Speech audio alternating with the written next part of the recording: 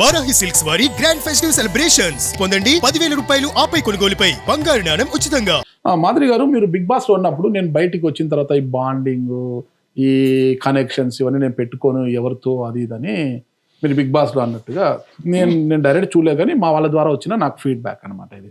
నేను big boss చూడండి అండి పెద్దగా, మా వాళ్ళ ద్వారా వచ్చిన ఫీడ్బ్యాక్. అయితే బయటకు వచ్చాక మీరు ఈ బాండింగ్స్ పెట్టుకోనని అందరితో వీడియో కాల్స్ లో మాట్లాడుతున్నారు అది ఇది అనేసి బయట ట్రోల్ అవుతుంది. దీనికి మీ సమాధానం ఏంటి? నా బర్త్డే అందరు వీడియో కాల్ చేసి విష్ చెప్పారు, అది కూడా తప్పే. తప్పే అది బాండింగ్ ఉంటుంది, ఫ్రెండ్షిప్ అది. అదే బాండింగ్ పెట్టుకోను అంటూనే బిగ్ బాస్ లో భరణితో ఒక బాండింగ్ పెట్టుకున్నారు, అన్నయ్య అన్నయ్య అన్నయ్య బాండింగ్ అసలు పెట్టుకున్నారు. వాడికి ఎప్పుడు నేను అన్నయ్య అని కూడా పిల్లలు అన్నాడు, గుప్పు పగిలిపోద్ది ఎవడంటే వాడికి. ఎట్లా పరిస్తున్నారండి? అవును అంటే మళ్ళా ఎవడైతే అన్నాడో అడిగి గోపు పగిలి. ఎవడికి పడతాడు అన్నయ్య ఎందుకు అన్నాడు? అన్నయ్య అంటే తప్పేముంది? ఎందుకంటే ఆవిడ పడితే అడుగు అన్నయ్య అని. అంటే తప్పేముందండి? మీకు ఇప్పుడు అన్నయ్య అన్నానంటే మీకు ఒక విలువ ఉంది. మీరంటే ఎవరినైనా అంటే అన్నయ్య అంటే అదొక గౌరవం కదా. నేను ఎప్పుడు అన్నయ్య అని పిల్లలు బర్నీ గారు అని పిలిచాను, తనతో మాట్లాడడం కూడా చాలా తక్కువ. మళ్ళీ నాకు తెలిసి భరణి అంటే పక్కన అమ్మాయి శ్రీజానో ఏదో ఇంకొక తనుజ తనతో ఫ్రెండ్షిప్ నాకు. తనుజ ఏమో నాన్న అనేదంట.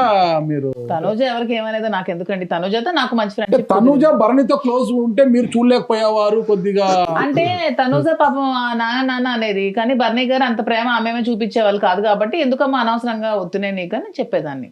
ఓకే మరి ఇదేంది, ఇది కూడా ఒక ట్రోల్ అయింది కదా. రితు చౌదరి అండ్ ఆయన డిమాండ్ పవన్ అబ్బాయి ఉన్నాడు కదా, వాళ్ళ ఇద్దరు విషయంలో కూడా ఇచ్చేది బయటకు వచ్చిన తర్వాత మీరేమో అక్కడ వాళ్ళ మధ్యలో గొడవ పెట్టాలని చూశారు.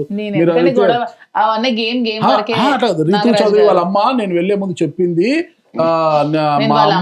వాళ్ళ ఇంట్లో ఫ్యామిలీ మెంబర్ అని చెప్పాను. అవునన్నారా? కానీ వాళ్ళ అమ్మ ఏమో మళ్ళీ ఫ్యామిలీ మెంబర్ ఎవరు చెప్పారు మీకు? ఎవరో చెప్పారు, అది చెప్పాల్సింది చెప్పాను ఇంటర్వ్యూలో. వాళ్ళ అమ్మ ఇప్పుడు ఎవరైనా బుద్ధి లేనోడు ఎవడో మైక్ పెట్టి అడిగాడు మీ పిల్లకి మీరు చెప్పి పంపించారని, ఎవరైనా చెప్తారని చెప్పి పంపిస్తే అలాగే చెప్తారు. మరి చెప్తారా? అవును మా పాపకు మేము చెప్పమని చెప్పారని ఎవరైనా చెప్తారా? తప్పేముంది చెప్పినప్పుడు చెప్తే ఎందుకు చెప్తారు? వాళ్ళ కూతురు చెప్పుకున్నాను ఎవరైనా చెప్తారా? డిమాండ్ పవన్ ది ఆమెది రితు చౌదరి రిలేషన్ ఏంటి? వాళ్ళిద్దరు ఏదో రిలేషన్ నాకేం తెలియదు ఏంటి రిలేషన్. ఓకే, అంటే ఆ రిలేషన్స్ గురించి దాని గురించి చాలా గొడవలు పడేవారు. అది ఏం గొడవలు ఏం పడలేదు. ఓకే, అంటే బిగ్ బాస్ నామినేషన్స్ అప్పుడు పాయింట్స్ మాట్లాడాలి కాబట్టి పాయింట్స్ మాట్లాడతాం. అంటే బిగ్ బాస్ లో గేమ్ ఆడడం కన్నా ఎక్కువ గొడవ పడ్డానికే దివ్యల మాదిరి గారు టైం వెచ్చించేవారు. చాలా అసహనము, అంతనే నాగార్జున కూడా అసహనం వ్యక్తం చేశాడు. మీదంతా బయట చూయించుకోండి, ఇక్కడ కాదు అది ఇది అనేసి. ఏమో అలా అన్నవాడికి అంతవరకు అర్థమైందేమో. అర్థమైన వాళ్ళకి అర్థమవుతుంది, అర్థం లేని వాళ్ళకి అర్థం కాదు. ప్రతి ఒక్కరికి సమాధానం ఇవ్వాల్సిన అవసరం మనకు లేదు. ఖచ్చితంగా ఉన్నవాడికి సమాధానం చెప్పాలి. అర్థం చేసుకున్నారు కదా. ఇప్పుడు రోజుకు ఒక 50-60 మంది వస్తున్నారు. మేడం మీరు బిగ్ బాస్ లో బాగా ఆడారు, మీరు మాకు బాగా నచ్చారు, మీరు మీకోసమే మేము చూసాము, మీరు వెళ్ళిపోయాక మేము చూడట్లేదు అని చెప్పిన వాళ్ళు ఉన్నారు, ఇలా చెప్పిన వాళ్ళు ఉన్నారు. అన్ని చూసుకోవాల్సిన అవసరం మనకి ఏముంది? నేనైతే జెన్యూన్ గా ఉన్నాను, జెన్యూన్ గా నా గేమ్ నేను ఆడాను, నేను అలాగే నేను ఉన్నాను, నటించడం నాకు రాదు. సో నా నేచర్ ఎలా ఉంటే అలాగే ఉంటుంది అక్కడ. మీ నేచర్ తెలియక వాళ్ళు బిగ్ బాస్ లో తీసుకున్నట్టున్నారు. తీసుకున్న తర్వాత వాళ్ళకి తెలిసిన నేను చెప్పాను కూడా, అలాగే సీజన్ స్టార్టింగ్ లో వెళ్ళాలి తను 7వ తారీఖు రాలేమని చెప్పాం. తర్వాత మీకు చూసుకోండి స్ట్రైట్ ఫార్వర్డ్ గా ఉంటారు అంటే మాకు అదే కావాలండి అన్నారు. మీరు ఎంత జెన్యూన్ గా నేను ఉంటాను, నేను స్ట్రైట్ గా వెళ్తాను అని చెప్పారు. రెండోసారి మళ్ళీ కాల్ వచ్చింది వైల్డ్ ఎంట్రీస్ కి, అప్పుడు క్లియర్ గా చెప్పడం జరిగింది. మీరు ఎలా ఉండాలనుకుంటే అలా ఉండాలండి. ఇప్పుడు మీరు ఇంటర్వ్యూ నా నేచర్ తెలిసి పిలిచారా తెలియకుండా పిలిచారా? తెలిసే పిలిచానండి. తెలిసే పిలిచారా? వాళ్ళు కూడా అలాగే తెలిసే పిలిచారు. ఇంటర్వ్యూ బిగ్ బాస్ తెలిస్తే నేచర్ తెలిసిపోతుందా? వాళ్ళు 2 ఇంటర్వ్యూలు చేశారు నాకు, వాళ్ళు కూడా ఇంటర్వ్యూస్ చేస్తారండి, వాళ్ళు ఇంటర్వ్యూస్ చేస్తారండి. ఓకే మరి బిగ్ బాస్ లో నేను రెమ్యునరేషన్ తీసుకోను అది ఇది అని అన్నారు. నేను తీసుకోను అన్నాను, వాళ్ళు ఇస్తామని చెప్పారు. మా ఆయన ఎవరో చెప్పారు వచ్చిన అమౌంట్ మనం డొనేట్ చేయాలని. చెప్పిన విధంగానే నాకు 9 lakhs మాట మీద నిలబడకుండా తీసుకోవడం. వాళ్ళు ఇచ్చారండి, సేమ్ చేయమంటారు, అకౌంట్ వేసారు. నాకు వద్దు వద్దన్నాను, వాళ్ళ రూల్స్ వాళ్ళ రెగ్యులేషన్స్. రెమ్యునరేషన్ ఇచ్చారంట మీకు? నాకు భారీగా 9 lakhs ఇచ్చారు. ఓకే, ఆ 9 lakhs కూడా మా ఆయన. చెప్పండి కొద్దిగా, మీ క్వశ్చన్ నాకు నచ్చలేదు. ఏ క్వశ్చన్ అడగాలి మీరే రాసివ్వండి నాకు.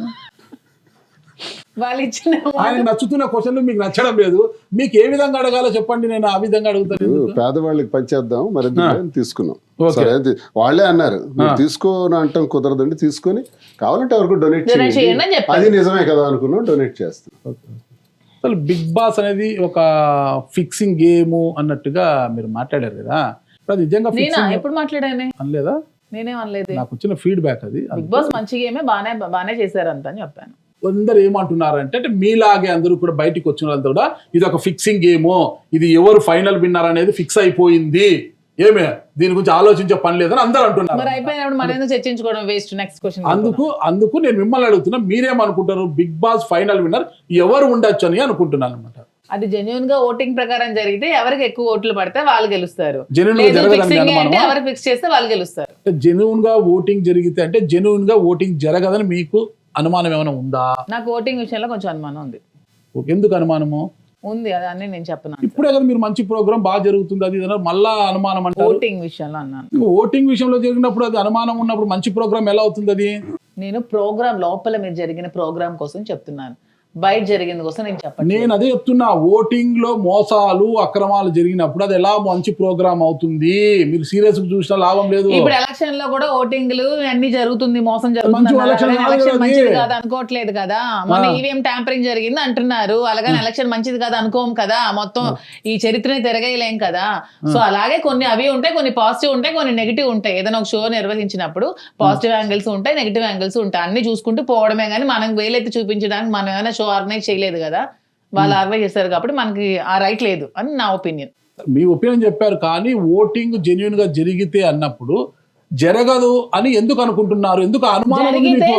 జరిగితే ఓట్స్ ఎక్కువ వేసిన వాళ్ళు గెలుస్తారు, జరగకపోతే మీరు అన్నట్టు ఎవరు ఫిక్స్ చేసుకుంటే వాళ్ళు గెలుస్తారు. దానికోసం మీరు మనం ఎందుకు చర్చించుకోవడం అంటున్నా. అదే నాకు తెలియదు కానీ మిమ్మల్ని అడిగాను, మీకు ఎక్కువ నాలెడ్జ్ ఉంది కదా బిగ్ బాస్. నాకు లేదు. ఓకే, నేను ఫస్ట్ టైం ఇంతవరకు ఎప్పుడు నేను ఏ సీజన్ చూడలేదు, ఇదే వెళ్ళడం నేను ఫస్ట్ టైం. భరణి గారు మధ్యలో బయటకు వచ్చారు కదా, వచ్చిన తర్వాత మళ్ళా వెళ్ళారు ఆయన, మళ్ళా బయట పబ్లిక్ ఓట్ చేస్తారు కదా, దాని తర్వాత మళ్ళా వెళ్ళారు కదా.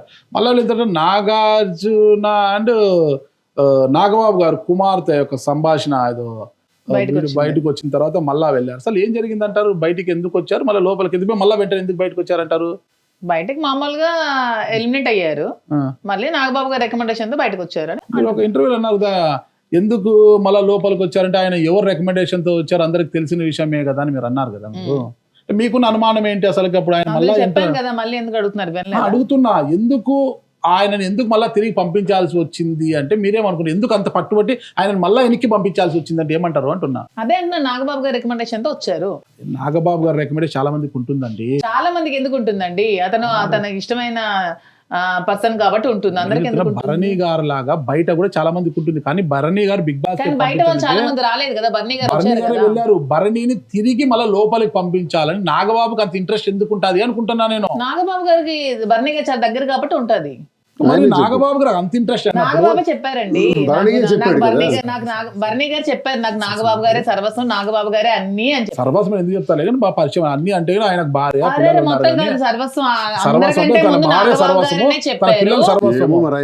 మీ క్వశ్చన్ చెప్పిన ఏవి తీసేటప్పుడు కూడా నాగబాబు గారి దగ్గరుండే ఏవి తీపించడం, అన్ని బిగ్ బాస్ షో అన్ని ముందు తను అన్ని కూడా నాగబాబు గారి దగ్గరుండి చేయించారు. సో ఆ విధంగా పంపించారని అనుకున్నాం. నాగబాబు గారు అంత ఇంట్రెస్ట్ గా ఆయనకి సర్వస్వం అని మీరు అన్నమాట అంటాం. నాగబాబు గారికి సర్వస్వము భరణి గారు అనుకుంటాం. ఆయన తిరిగి నాగబాబు గారి సర్వస్వం భరణి గారు కాదు, భరణి గారికి సర్వస్వం నాగబాబు గారు. సరే, భరణి గారికి సర్వస్వం నాగబాబు గారే అని మీరు అంటున్నది అంటాము. మళ్ళీ తిరిగి కూడా ఆయన మళ్ళీ వెళ్ళారు బిగ్ బాస్ లోకి. ఆయన టాప్ 5 లో ఉండగాలని ఫస్ట్ వెళ్ళారు, బయటకు వచ్చారు. వీడియోస్ బయటికి రావడం, ఇవన్నీ చేయడం, ఇలాంటి ఛానల్స్ చూపించడం, అవి ఏమైనా నెగిటివ్ అవుతుందని పంపించేసారేమో. మేము చూపించలేదు, వేరే మాలాంటి ఛానల్ అంటే అదే మీరు ఎవరో కొన్ని ఛానల్స్ చూపించడం, ఈ బయట ఇది నడుస్తుండడం, ఇవన్నీ నెగిటివ్ అవుతాయని పంపించేసారేమో. ఏ విధంగా కూడా ఆలోచించవచ్చు కదా. మీ కామెంట్ ఏం లేదు దీంట్లో? ఇదే నా కామెంట్ అంతే. ఏమన్నా నెగిటివ్ వస్తుందేమో అనేసి పంపించేసి ఉండొచ్చు. బిగ్ బాస్ లోకి వెళ్ళాలి అని మీరు ఎందుకు అనుకున్నారు? నేను వెళ్ళాలనుకోలేదు, వాళ్ళు పిలిచారు, వెళ్ళాను. పిలిస్తే అందరు వెళ్తారా? అందరికీ పిలవరుగా.